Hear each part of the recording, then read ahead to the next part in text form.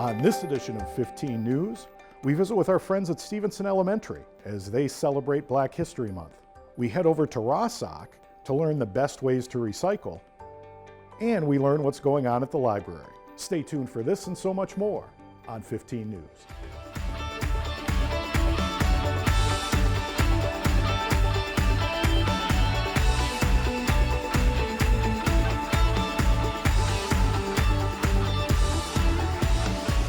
Welcome back to 15 News. I'm your host, Jim Hall. Let's kick it off and head over to Stevenson Elementary as they celebrated Black History Month and visited with a friend of ours, Mr. Curtis Lewis. We're here today, and I brought a few of my paintings for you young people to see. I also like to... There was an opportunity for kids to get books signed and a whole lot of learning going on over there. Mr. Lewis has an extraordinary talent, and I think it's just very fitting that today he's here to cap off Black History Month. But also, I really agree with Principal Hickman's words that Black history is American history. Black people have contributed to this country in many, many, many ways, and hopefully as you grow up and you complete your education, that you'll be among those people who are contributing to the strength of our country and its accomplishments. Now let's head on over to our friend Shari at the library. She's going to tell us some unique things happening this spring over at the library. Do you wonder about your genealogy, where you came from, where you're going, who you're related to, etc. and so on? We have experts here at the library. I'm going to mention her. She might be mad at me for mentioning her, but I got to give my props to Miss Kitty Allen, who has been working on genealogy here at the library for years, and she has set up a family research forum every month, and that started last month and is going gangbusters.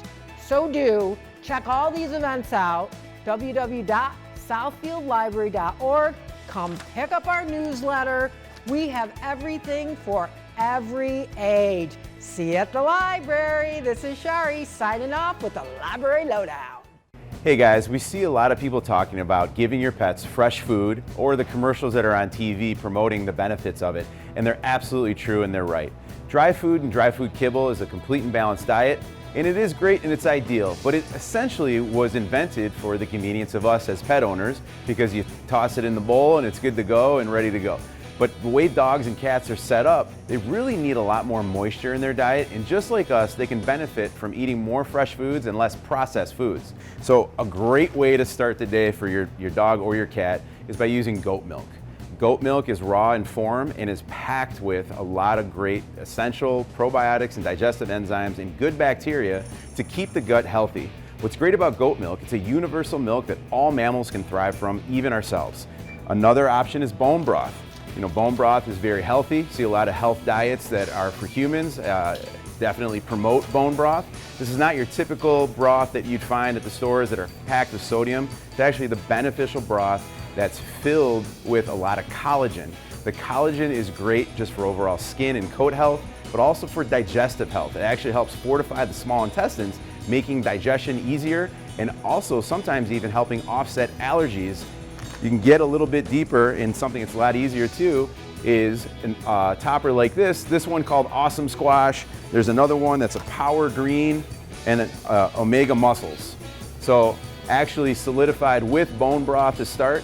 These all have different benefits and add aspect of health to the pet's diet. It's a great way to feed throughout their entire lives because that moisture adds more through their entire body, especially to the organs where they need it most. They're definitely not getting it out of dry kibble, and they don't drink enough. So doing this with the food is the best way to supplement getting great vitamins, minerals, and nutrients in the diet, and also a lot of moisture as well. Hi, I'm Don McGee with Friends of the Southfield Library.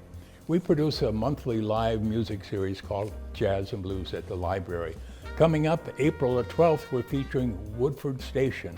Woodford Station is a relatively new band, but each of the members have been playing music for a really long time, both in the studio as well as live performances. They play blues and a mix of blues-influenced rock and country music.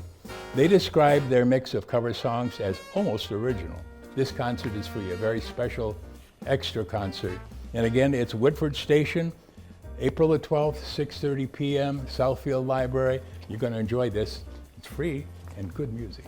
April the 19th, we've got the Detroit Blue Band featuring Chris Lee. Detroit Blue is a relatively new band that's made up of local Detroit area musicians who played a lot of music over the years. You can get tickets online at Local Hop. Here's how you do that. Go to southfieldlibrary.org, then click on Calendar, that's at the top.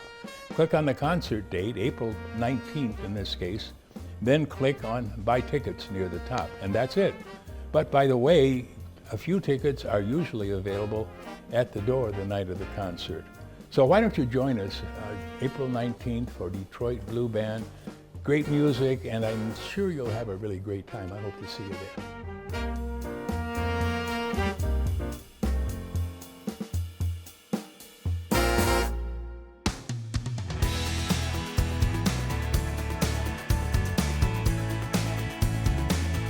So here today, I'm going to show you a couple of things that you could do that would help cut back on the amount of things you have to dispose of. Again, whether it's in your trash bin or your recycling bin. So hang on, let me show you. Probably the most popular thing that people do, whether they think about it as a waste reduction action or not, is just reusing a water bottle or some kind of a beverage container. Maybe you take your coffee from home and you've got it in a thermos container. Whatever it is, just think about the number of water bottles that you're saving from the recycling cart or even from the landfill. An interesting tip is that only 1 in 10 water bottles are actually recycled. So that's a pretty significant number of bottles that are going to the landfill. Some of my favorite items that I like to use at home and even on the go is a reusable napkin. So again, just a small little thing to do, but actually it's just a cloth napkin that you can buy at the store. And it's great if you're traveling in the car and you're actually having to eat. Just put this on your lap instead of using a paper napkin, and it's easy to just throw into the wash with your towels and things and go with it again. All right, another neat thing that you can invest in, and these are again all over in your retail stores, online. They're very easy to find, but these are silicone bags. They're really great and handy too for snacks instead of using the disposable type of plastic bags that you would send maybe with your kids to school. But these are washable and reusable over and over again. Same with this is a sandwich bag that's can be used, again, plastic lined. So it's reusable over and over again. Again, think how many bags, number one, you're not going to throw away, and two, how much money you're going to save because you're not going to have to buy those bags all the time. So it's a benefit to the environment, but a benefit to your pocketbook too. I'm sure you all have some little habits that you like to take part in at your home and with your family that helps to reduce waste. Thanks for watching this edition of 15 News. As always, if you'd like to re-watch this episode, you can catch it on Cable 15 or visit our YouTube channel. You can do that by going to YouTube, selecting Southfield Cable 15, selecting videos, and then you can see the whole world of videos that are available to you that we've shot here at Cable 15. We thank you so much for watching, and we look forward to seeing you next month.